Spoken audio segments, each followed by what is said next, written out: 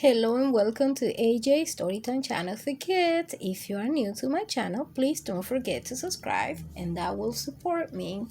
Today we have a diverse of books, some amazing stories that I'm going to share with you. And the first book that we're reading is called The Great Paper Caper by Oliver Jeffers.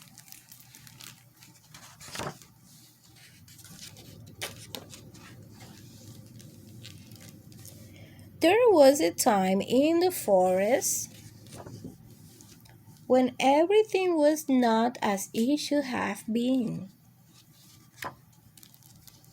Everyone who lived there have been noticing strange things. Branches, they agree, should not disappear from trees like that.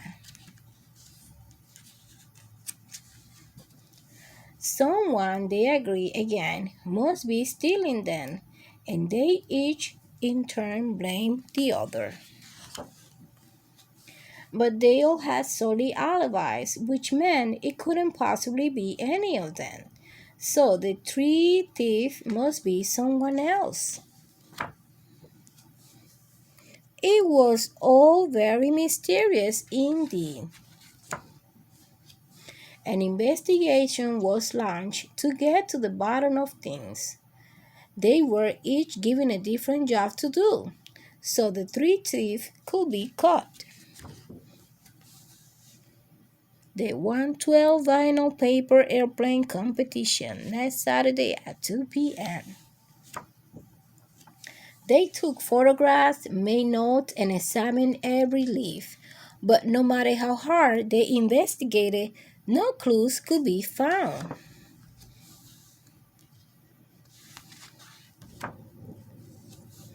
Then an eyewitness report led them to some evidence that had blown in not far away, and it had the bear's paw prints all over it.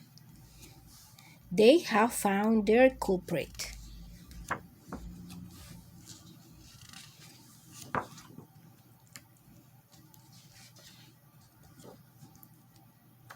The bear was brought in to have his picture taken and to appear with other suspects, and was kept late into the night to answer questions. Where were you that night? The next day he confessed everything in court, all about the paper airplane competition and how badly he wanted to win. And he knew he wasn't very good and he had run out of paper and he had no one to ask for help. He was so sorry for taking their trees. He hadn't meant any harm. Well, all right, they all thought, but he have to make it up to them by replacing the trees. And a paper airplane competition, that sounded interesting indeed. The bear kept his word and made up for them. And as the others helped him gather up the old paper planes, they had an idea. They put them all together and made a new one. Finish line, fin. The end. That was a very nice story, right, guys? Let's read our next amazing story. This is called Mina by Matthew Forsyth. Mina lived in her own little world where nothing ever bothered her except for one thing. It wasn't her father who was always bringing home surprises from the outside world. And it wasn't the thing Ken he found that made his jokes louder. And it wasn't the collection of antique art that he thought would make them rich. And it wasn't even the band of musicians he met in the woods. She barely noticed any of those things. But one day, her father came home and said, Mina, come outside. I have a really big surprise for you. And that's when she started to worry. It's a squirrel, he said. I don't think that's a squirrel, said Mina. Of course, it is. Squirrels are bigger than mice and have long, bushy tails. I don't know, said Mina. That night, Mina couldn't sleep. There is nothing to worry about, said her father. Remember the time I brought home those stick insects and you taught them to read? That was so much fun. They stole all my books, said Mina. We got you more books, said her father. Now go to sleep. Everything will be fine. You'll see. I don't know, said Mina. But sure enough, everything was fine. For a little while. Mina's father said, he's not eating. Something is wrong. Do you think he's lonely? Perhaps, said Mina, but whatever you do, don't bring home any more surprises. But the next day, he brought home two more surprises.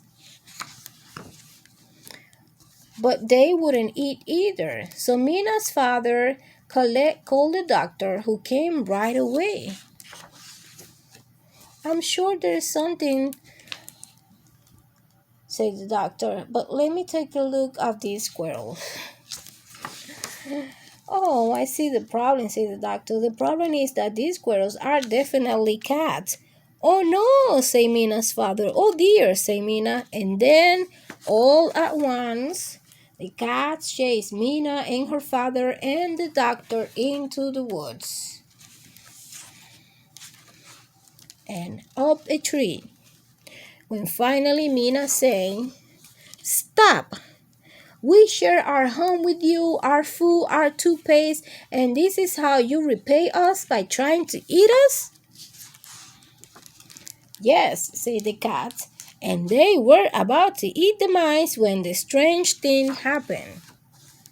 A thick insect walked slowly into the fray, and she licked her finger and opened a book and started reading aloud with a deep, charismatic voice, which is how all stick insects sound. And the cat slowly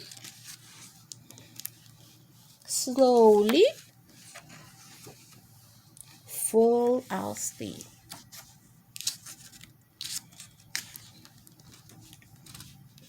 Quietly, Mina and her father and the doctor stole away. I told you everything will be fine, whispered Mina's father. And even though she rolled her little eyes, Mina had to admit that for once he was right. The end. That was a really nice story, right, guys? Our next book is called Tidy by Emily Gravett.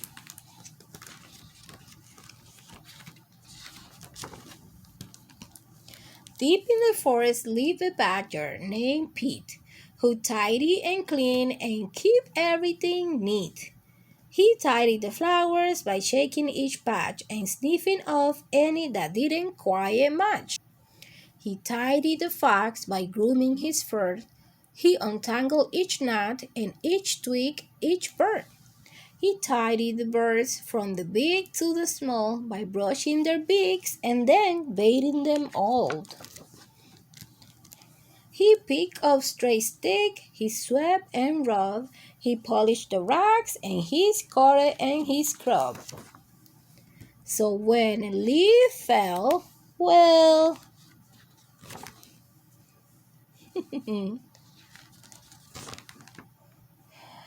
he tied it up.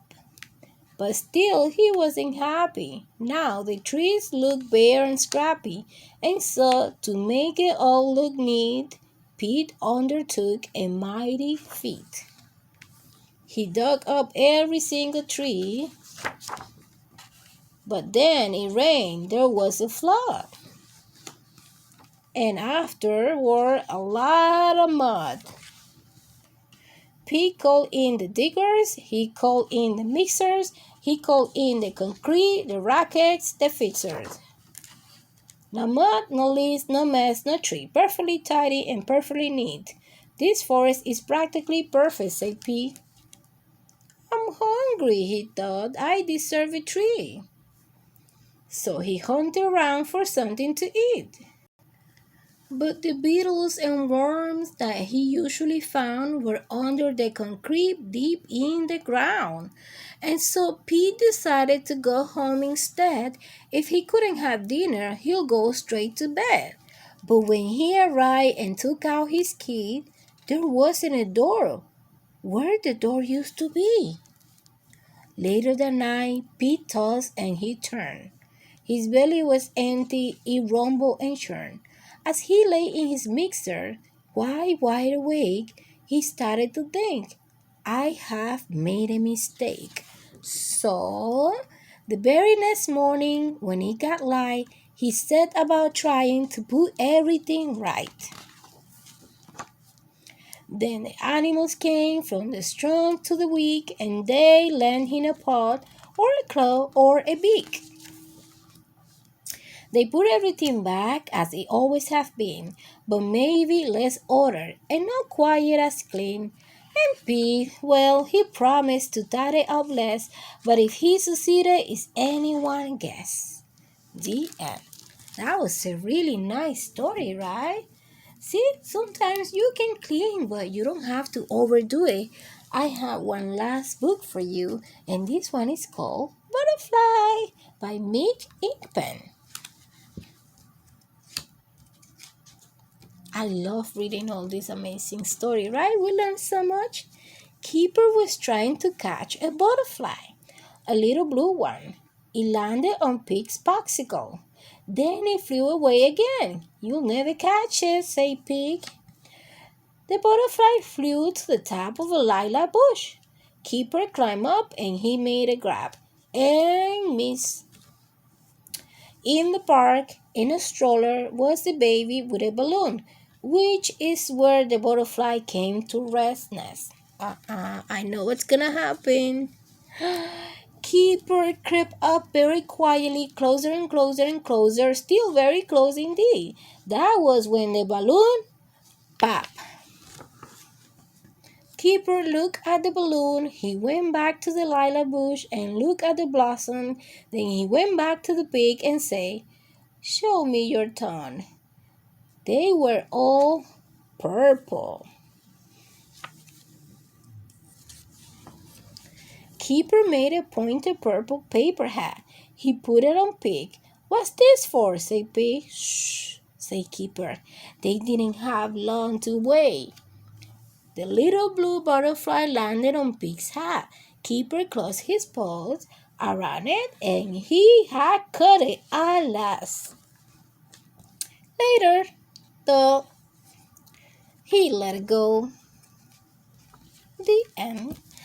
I hope that you enjoyed the story time for today. We read some amazing books. We read Butterfly, Tidy, Mina, and the Gray Paper Caper.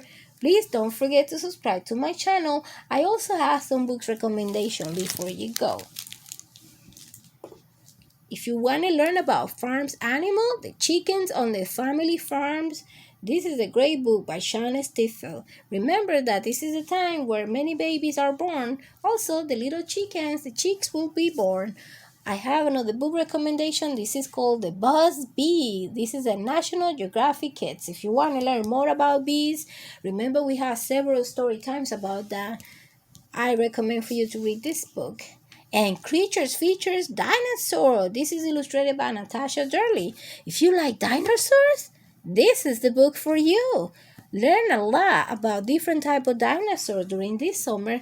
Don't let the summer go by without reading. Remember, summer reading.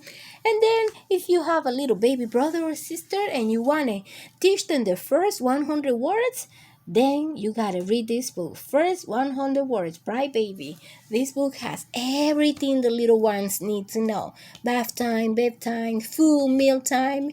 And you will be a nice big brother or nice big sister teaching your little brother or sister how to read and new words. So don't forget, these are my recommendations for today. And please don't forget to subscribe to my channel. Goodbye.